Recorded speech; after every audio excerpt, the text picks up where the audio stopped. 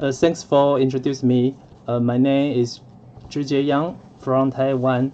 Today, I am talking about unfair competition law and some special issue in Taiwan.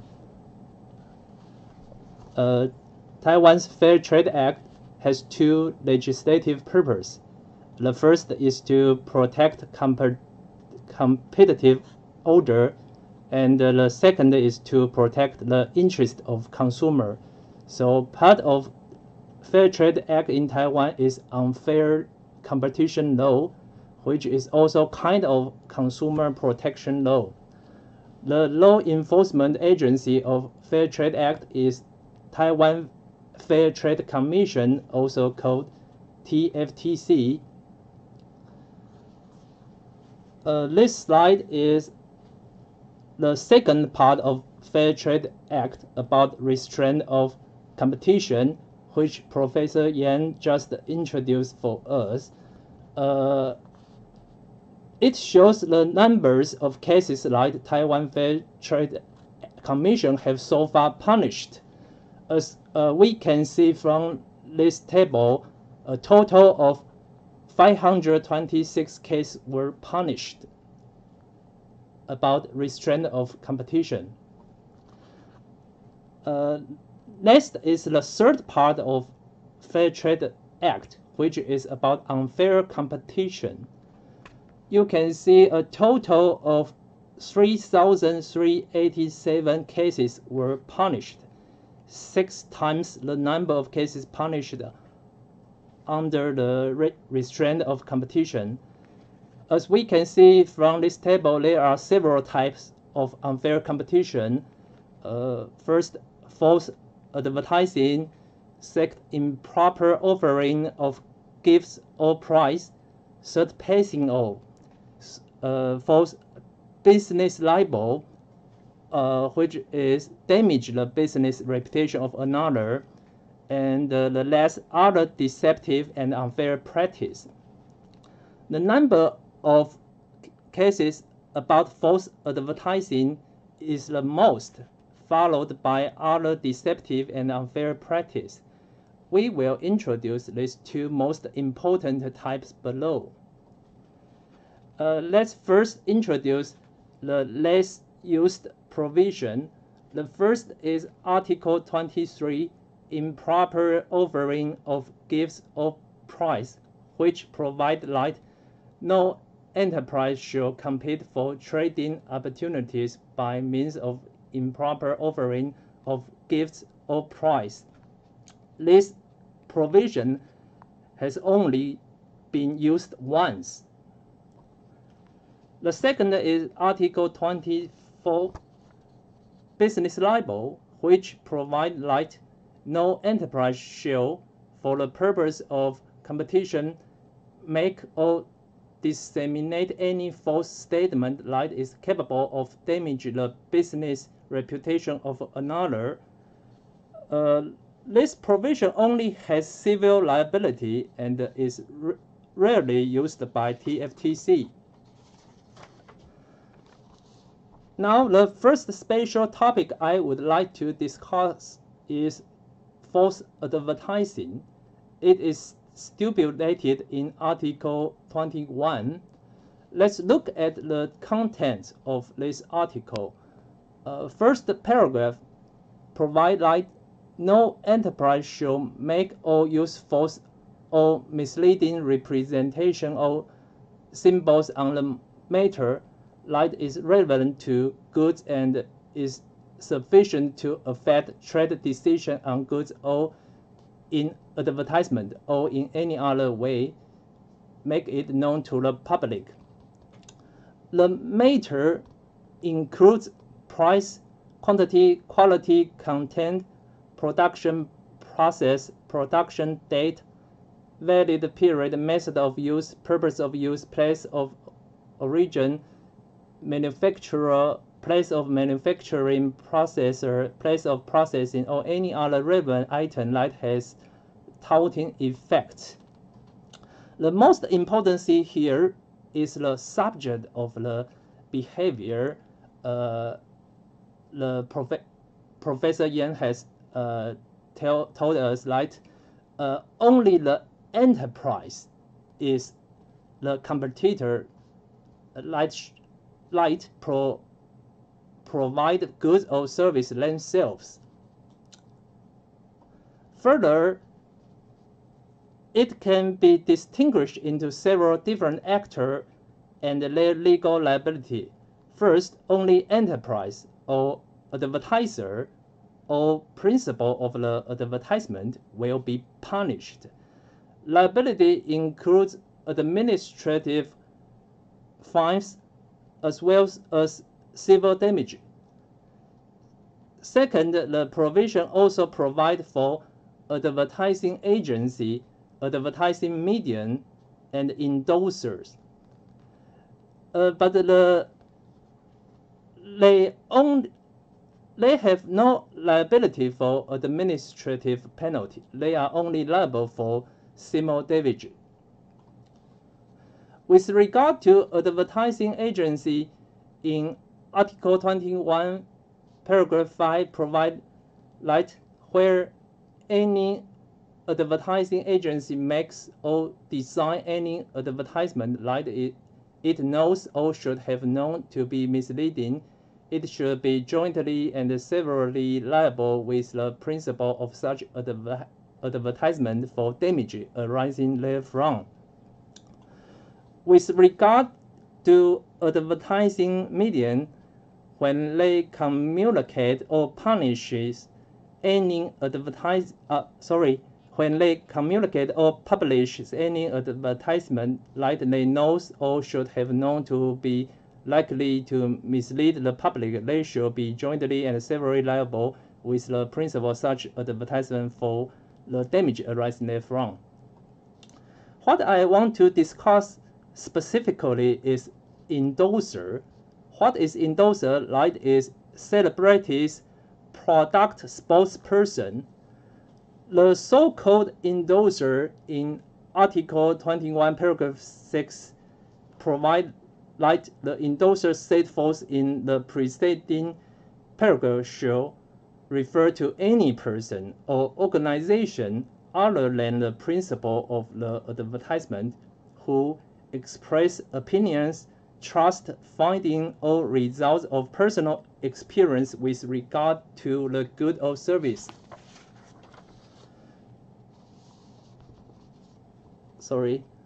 As for the responsibility of the endorser in Article 21, Paragraph 5 provide that where any endorser provide any testimonials that he knows or should have known to be likely to mislead the public, he shall be jointly and severally liable with the principal of such advertisement for damage arising therefrom.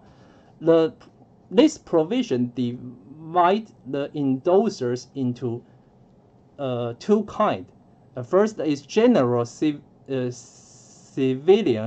and the second kind is the celebrities, the specialist. If the endorser are general civilian or are normal people, not celebrity specialist, the maximum limit of damage they are liable for is 10 times the benefit they receive. Here I would like to discuss a new issue. That is, we all use social media often. More and more people use social media to recommend products. They post photos of products sharing their use experience. In fact, you may not know that these people have received the benefits from the enterprise before sharing their use experience of these products. The question here is, should Internet celebrity endorser make clear and conspicuous disclosure that he or she has any material connection with the advertiser? If they don't disclose such a relationship of interest, is this post a false advertising? We can compare this issue with the United States. This is a case like the US FTC deal with in 2020. The Teami company has launched a diet tea product. You can see in the picture in the hand of the woman. And the Teami company pay money to some internet celebrity, ask them to post on social media, share their product usage experience. Because these internet celebrities in their post did not clearly disclose the interest with Teami company, the US FTC considered the post to be false advertising and fined this internet celebrity. The question I would like to ask is, in Taiwan, can TFTC punish these internet celebrities?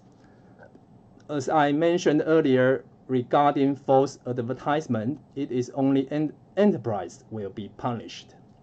The so-called enterprise, as stipulated in Article 2, must be first a company, second a sole proprietorship or partnership, third or any other person or organization engaged in transactions through the provision of goods or service.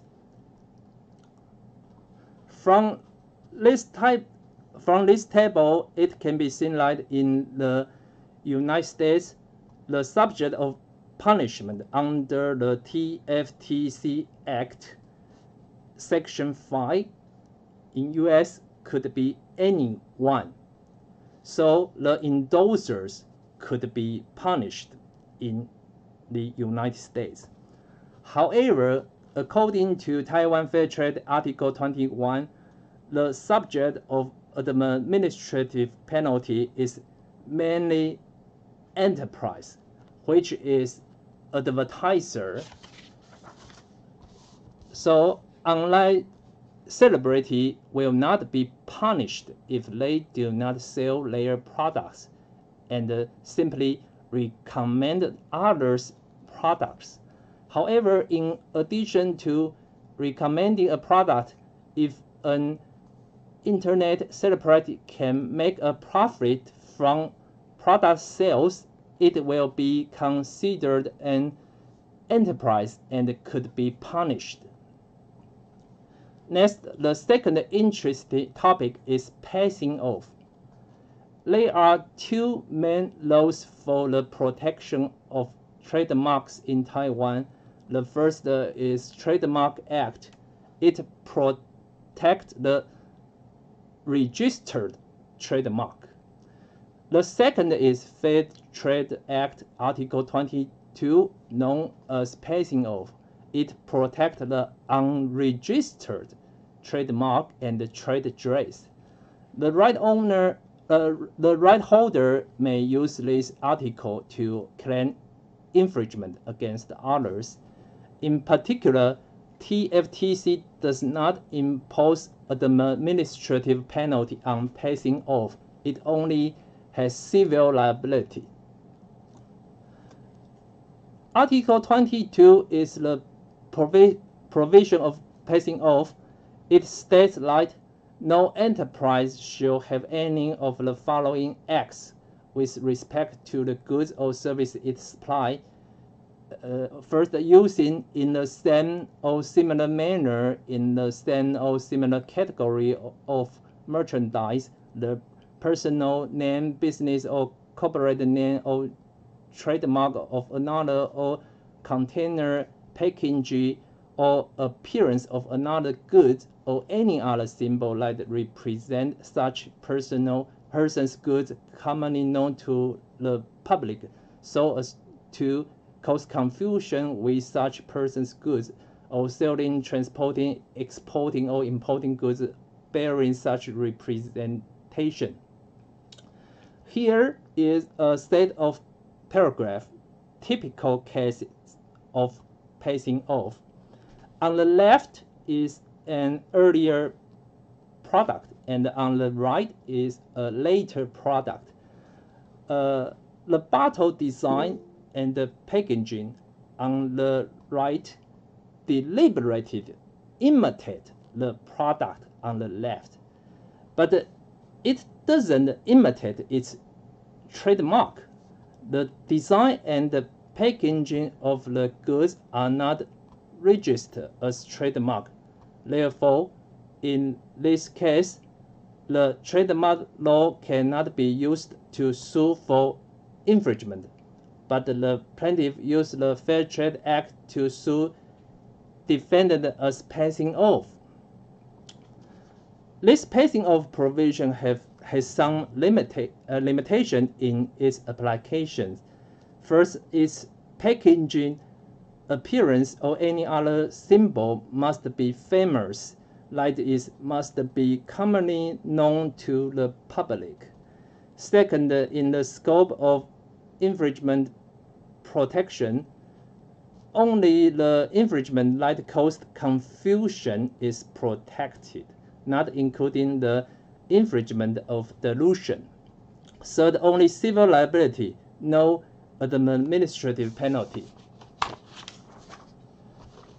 Fourth, if the enterprise has obtained a legally registered trademark, the plaintiff should use trademark law first, and this provision should not be applied. Finally, it has some exceptions as in trademark law. It states that the provisions of paragraph 1 should not apply to any one of the following.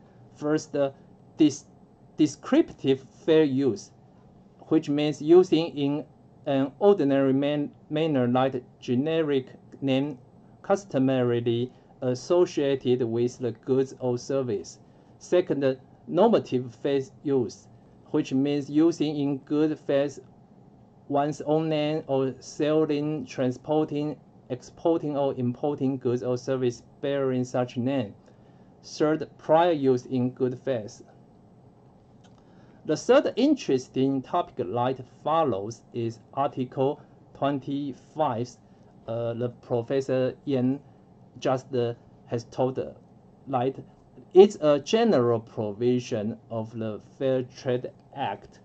In Taiwan, it provides, in addition to what is provided for in this act,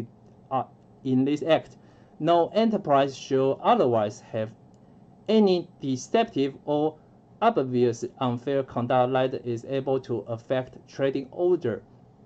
There are several problems in the interpretation of this clause. First, what is deceptive or unfair conduct means. Second, the subject be punished is enterprise, not anyone. Third, the person protected by this provision is consumer or competitor like sell products. From this diagram, I would like to make it clear like Article 25 in Taiwan, which use the terms deceptive and unfair. It comes from the United States FTC Act Section 5A1. In FTC Act Section 5A1, it prohibits unfair or deceptive act or practice in or affecting commerce. Its aim is to protect consumers, and the subject of punishment can be persons, which means anyone. However, many Taiwanese legal scholars go to Germany to study. They often refer to Germans' views when interpreting Taiwan's law. So when interpreting Article 25, they refer to German. The act against unfair competition. As a result, Taiwan's Article 25 can be used to protect competitions in addition to consumers. So what is deceptive conduct and what is unfair conduct? The current general distinction is deceptive conduct, which can be used to protect consumer. For example, internet celebrity on social media recommend products without disclosing the benefit they received. As we mentioned earlier, they cannot be punished according to Article 21. However, can we regard this kind of activity as a deceptive conductor, which means could we punish the endorser according to Article 25? However, this provision states that only enterprise is punished, not anyone. So whether or not the online celebrities be punished, the answer is not clear. Next, the so-called unfair conduct that is able to affect trade order involving issues between competitors. I want to discuss two special conduct. The first is issuing intellectual property warning letters. The second is exploiting the fruits of other work. The first behavior, issuing intellectual property warning letters. Here we must mention another provision, Article 45, which provides no provision of this act shall apply to any proper conduct in connection with the access of right pursuant to the provision of the Copyright Act, Trademark Act, Patent Act, or other intellectual property laws. The question, therefore, is when sending issue letter to competitors or its upstream or downstream manufacturers, is this conduct be considered as a proper exercise of IP right or be considered as an unfair conduct? Comparison can be made with between the United States and Taiwan. In the United States, there is so-called sham litigation in competition law, which means a company interfere with other business by filing a lawsuit. The sham litigation has two elements. First, the litigation is objective basis, and the second, it is subjective brought in bad faith. However, in Taiwan, until now, TFTC and the courts have not considered sham litigation to be a kind of improperly exercise of IP right. Alternatively, TFTC pays special attention to the standing warning letters on intellectual property right. TFTC published Fair Trade Commission disposal direction is a guidelines on the reviewing of cases involving enterprise issue warning letter for infringement on IP right. In this guideline, point 3, it is stipulated that in the following two situations, sending warning letter be deemed as absolute legal.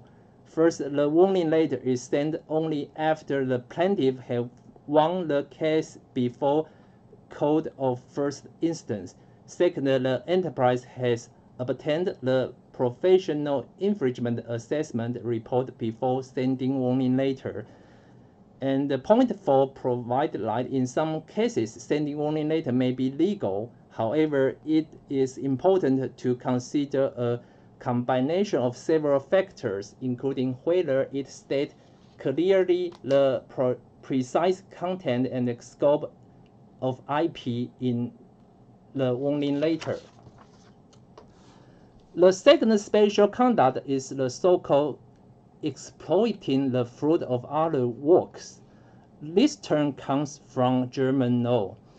Most typically, a manufacturer does not design new products by itself, but instead imitate the competitor's goods or service. For example, to imitate a competitor's popular handbag. This behavior is considered as exploiting the fruit of others' work. There will be civil liability. The question is, although the shape of handbag is not protected by copyright, trademark, design right, you still could use Article 25 to obtain similar protection. Do you think this kind of conduct really unfair? Should it be fined or be liable for damages?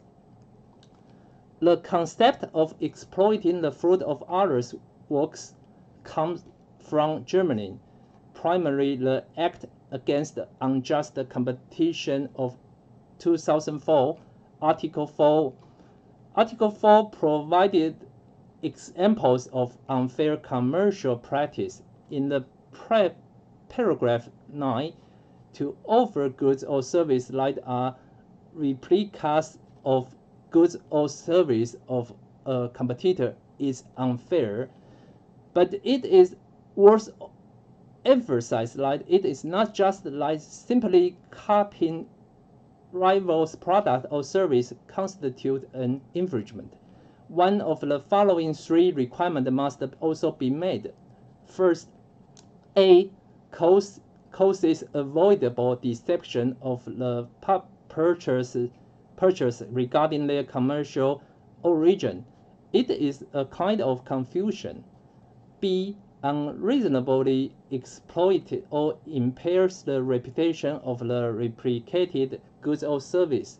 Or C, dishonestly obtained the knowledge or document needed for the replicas. The second requirement, unreasonably exploited the reputation of the replicated goods or service, is what Taiwan calls exploiting the fruit of others' work. In the European Union trademark law, German trademark law, in addition to the infringement of dilution, they all include a type of infringement of takes unfair advantage of the distinctive character or the repute of the trademark. This type can also be called free riding. This is a comparison table of trademark infringement types. As you can see in the EU Trademark Directive Regulation, German Trademark Act, trademark infringement types, in addition to typical confusion and dilution infringement, there is also such free riding infringement. In German, the Act Against Unfair Competition about protection of the result of hard work, in addition to deception or confusion. There is also this type of free riding. So back to Taiwan. In Taiwan, there is no such free riding infringement in Taiwan's Trademark Act. However, according to Fair Trade Act Article 25, all hard work fruits can claim such free riding infringement.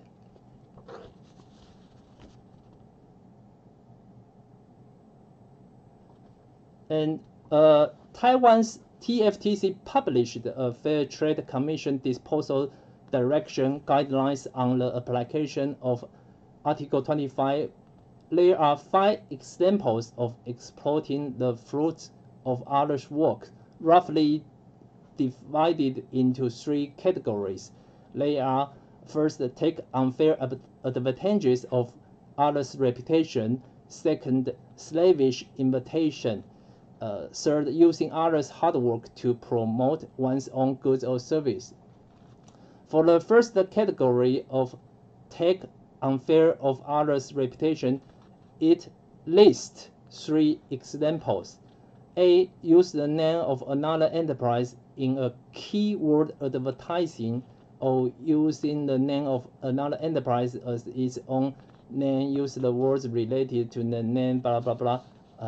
And B, register the symbol of others as one's own domain name to increase its trading opportunities.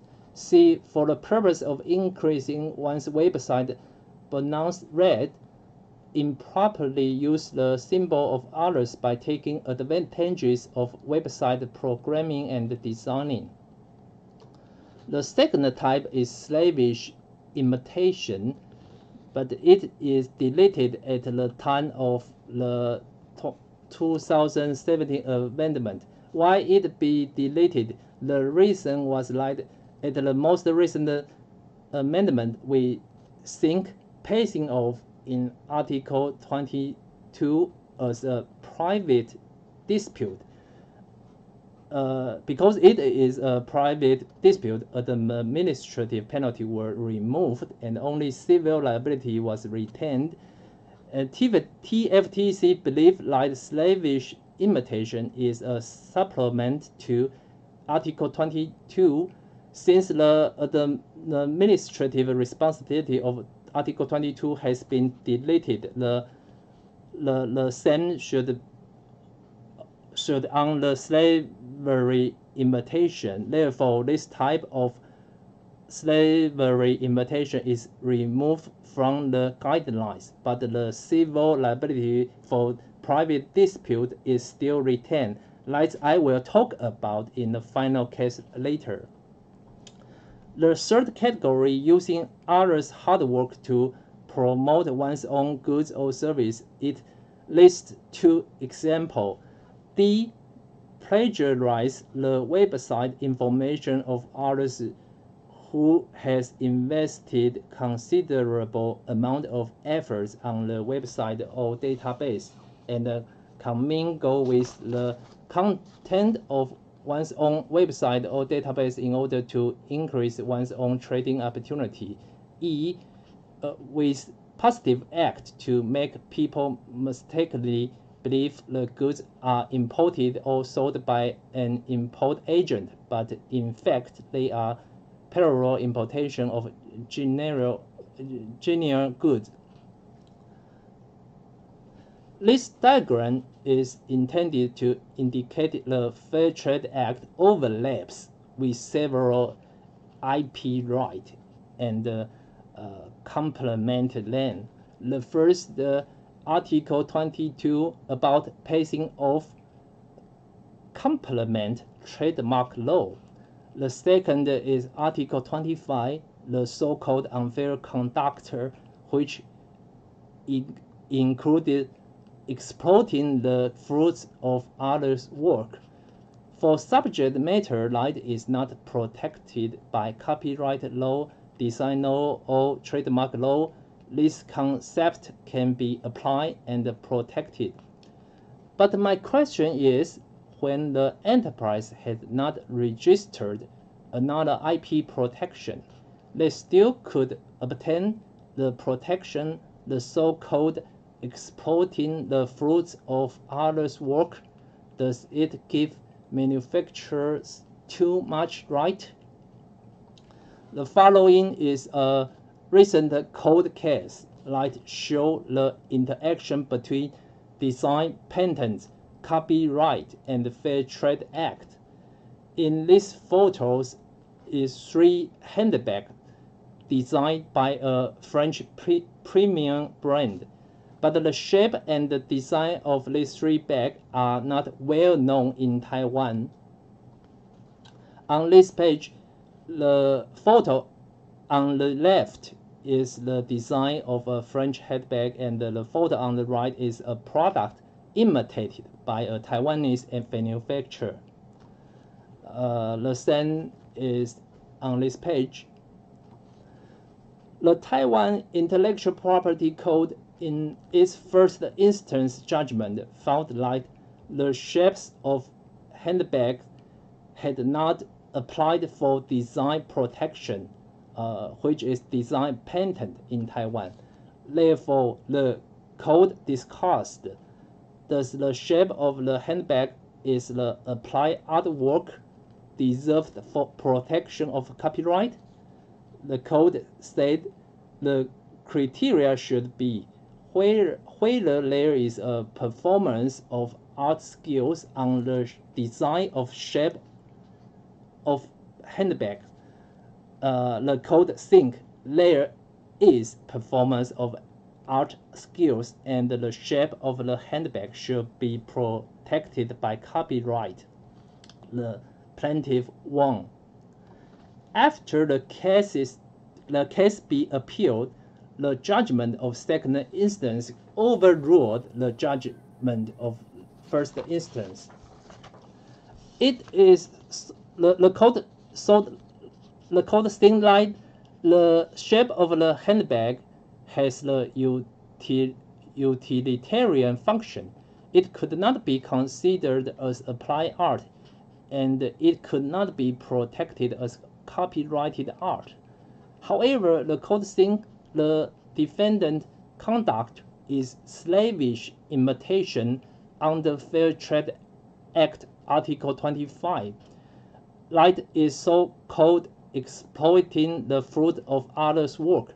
In the end, the court ruled like the defendant was not allowed to remanufacture and sell the disputed handbag, and demanded like the defendant compensate the plaintiff for losses.